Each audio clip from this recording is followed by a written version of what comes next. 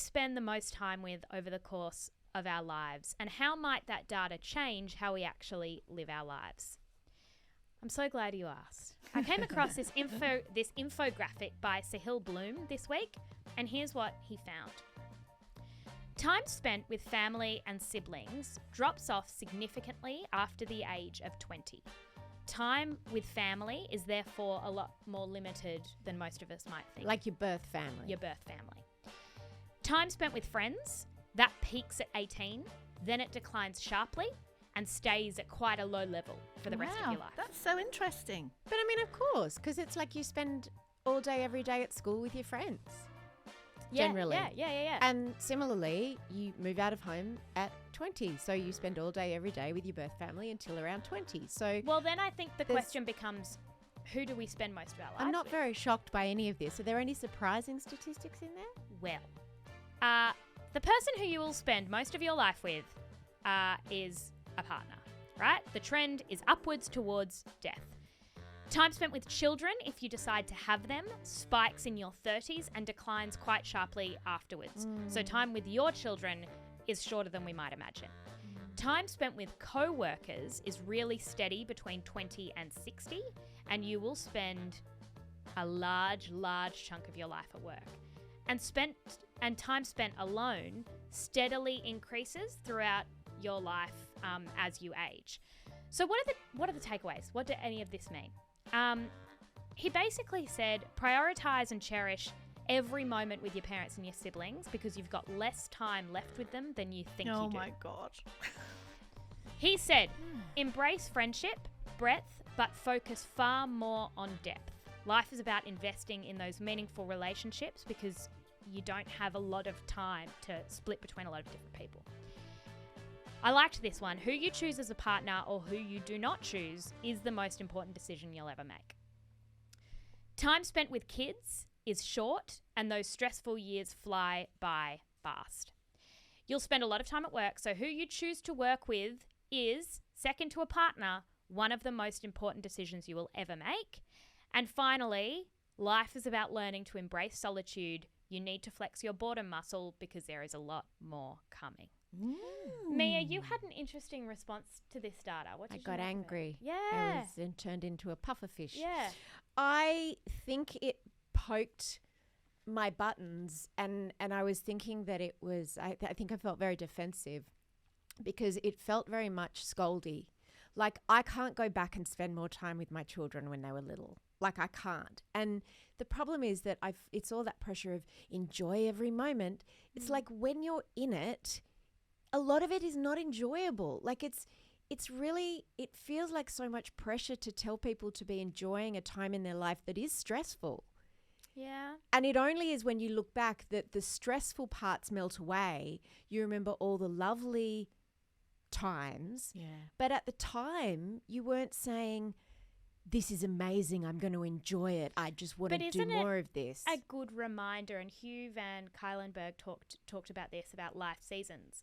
It's a reminder, and I do this a lot in my life and look at, other people's life and their stages, that this isn't how it's going to be forever. And this is what my mum always says, because she obviously had the 4 kids under 2.5 and blah, blah, blah. It was chaos. And she said that the way that she got through it was always thinking, this is a moment in time. Yes, at the moment. But that's different, Jessie. That's like saying, stay calm. This will this too will pass. Yeah. But that's very different to saying, you'll look back and this will be one of the best times of your life. It's like trying to say to someone who's really full, who's eaten too much, really enjoy this feeling of fullness because one day you're going to be really hungry and there'll be no food around. Yeah, which is or vice versa. Yeah. And it's like, or like me saying to you, enjoy not having a headache today because tomorrow when you've got a headache, you'll really wish you enjoyed this time more and appreciated it more.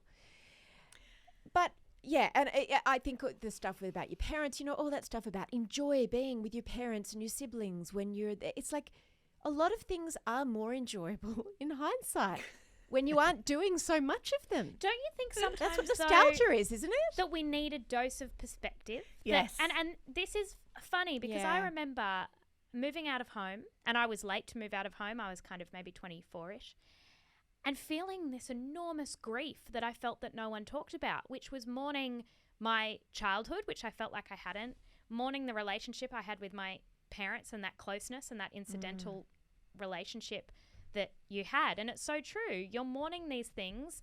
People at the end of school, I think they begin to realize, like, your 20s can be a shit time because you're going, I'm leaving behind all these friends and I'm leaving behind my parents and my siblings. And what this data showed is that that's true. That idea is something, it's a very real grief. You were obviously a very mature and sensitive 24-year-old Jessie, because I sprinted out the door to leave home. I was like, get me out of here as quickly as possible. Like, I was always hungry for independence and the next thing and all that stuff. And it's only now with hindsight that you do the thing that Mia's talking about, where you go like, that was so special, blah, blah. I think I agree with Mia that this kind of data can make you rageful. I remember a few years ago becoming entirely obsessed with how much time people spent with their small children, parents spent with their small children. And if you Google that, as I have done many times, you will find all these graphs that will say, on average, a working, university-educated parent will spend 150 minutes a day or something like that, and all these things. And you sit around and you tally up the amounts and you're, what about this and what about that? And am I doing better or worse? And that was all just coming from a place of guilt and anxiety in me, right? That at that time, I knew that I was working really hard. I wasn't home a lot. Was I not spending enough time with my kids? And I had to stop and recognize that that was like an unhealthy obsession to have, because your life is your life, you're living it as you are. But I think that although it can be anxiety inducing to look at this stuff, there is nothing wrong with sometimes being reminded, as annoying as it is, Mia, to smell the roses. And I remember that the second lockdown that we had in New South Wales, so this time last year, it had just finished, really, right? Like that long lockdown.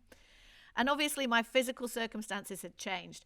But I remember consciously saying to myself, there will be a time when I will look back at this and that was a special time. That was a special time when my family was closer and more intimate than they've ever been. And it's absolutely true. Right now, my daughter's at a sleepover today. I won't see her till tomorrow afternoon. Who God knows where she is most of the time. My son's got lots of activity, all those things. And we're scattered, and there are lots of wonderful things about that, and it's exactly how life should be. But I think that it's quite helpful sometimes. It only needs to be guilt inducing if you allow those buttons to be pushed, because I think it can be quite helpful sometimes to be reminded. I wonder what the ideal mix is of who you spend your time with. Like, if you could design you feel guilty? I mean, you can't go back and get any of those years back with your birth family because you moved over to the other side of the world. I know. Do I feel guilty? So doesn't that just make you feel guilty and regretful? No, I don't feel guilty. I don't feel guilty about it. I do sometimes feel guilty about having moved to the other side of the world, of course. I think every immigrant does to a point, if that was their choice. But I think it makes me feel more, as I get older, you just have more perspective on that was a moment in time. That was a period of time. That was how it was then. I actually find it quite helpful.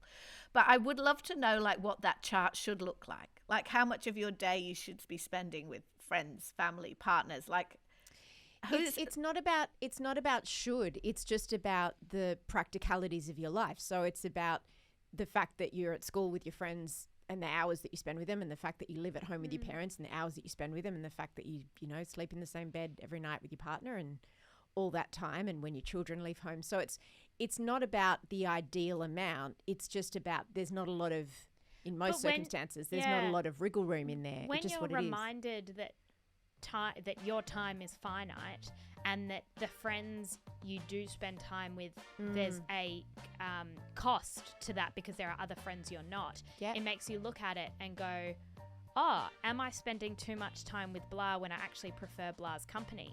And the co-worker thing is particularly interesting because that has changed. Well, you guys chose really well. So did I have to say. We did. But I think it hits differently for women depending on what stage of their life th're in. So I think that women I think the reason I'm feeling this way is that women internalize a lot of guilt around not being around enough for their children, for their parents, that their parents are aging, you know, because we are the caregivers. I don't know if I could be wrong. Maybe men like Warren from Dapto would feel similar to how I feel, but I feel like I'm being told you did it wrong. You wasted that time. You didn't, you know, and I think because, I'll cry again, the grief that I have about my children getting older is so real and so raw. And I can't go back and spend more time with them at that age. So what am I meant to do with that? But isn't the grief also about the natural process that you're completely in line with this data, which isn't that you needed to spend more time with them, but the reality that your life for a period of time was consumed by caregiving. And then you that didn't feel good at the time. And I don't know if looking at this graph might have made me want to do more of it or made me feel differently about it. Like, you can't change how you feel in that moment. I get that. You know, you can't go like, hey, just enjoy every second. Yeah.